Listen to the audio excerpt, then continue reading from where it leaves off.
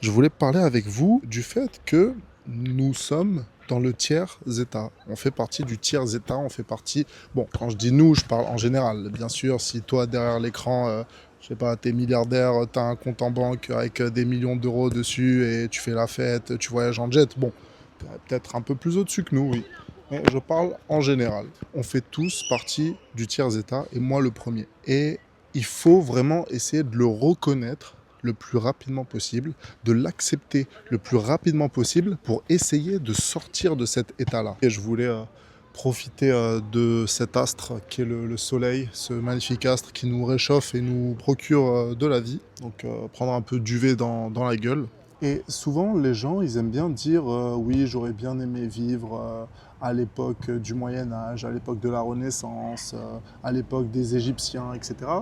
Et pourquoi les gens disent ça? Parce qu'ils ont une vision erronée, ou en tout cas une vision superficielle ou très minimaliste de ces périodes-là. Parce que ce qu'on nous raconte dans les livres d'histoire, c'est les choses les plus fantastiques qui se sont passées. C'est les personnes, on nous parle des personnes les plus importantes de l'époque, du moment, etc. Et nous, on pense que c'était ça la vie. C'était être un roi, un empereur, avoir des terres, vivre la vie de chevalier, etc.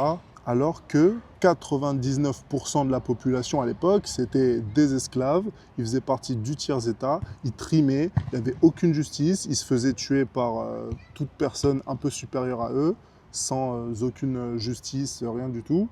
Il y avait énormément de maladies, t'avais pas les moyens de te soigner, c'était vraiment la misère. Et je trouve honnêtement qu'on vit dans la meilleure époque, en tout cas de mes humbles connaissances en histoire. Tout ça pour dire que on est en bas de l'échelle. Ça révèle quoi? Ça révèle qu'on n'a aucun pouvoir. Là, récemment, vous avez vu les news, on a appris pas mal de choses. En tout cas, bon, il y a des choses qu'on soupçonnait déjà depuis très longtemps, mais il y a des choses qui ont été révélées au grand jour, du coup avérées. Ben, on peut tout simplement rien faire. Là, on sait que tous les dirigeants, ils font des trucs louches, qui respectent pas les lois, qui respectent pas les gens, qui tuent des gens, qui... Bon, je vais pas dire les termes pour pas me faire strike, mais vous avez compris de quoi je parle. Et littéralement, il s'est rien passé. Personne en prison, personne jugé, rien. Tout le monde va bien, tous les petits riches, ils vivent leur vie tranquille, etc. Et nous, on n'a aucun pouvoir. On n'a littéralement aucun pouvoir. On peut rien faire à part si on monte un mouvement, qu'on crée une révolution et tout. Et encore, bon, ce serait peut-être la seule chose qu'on puisse faire.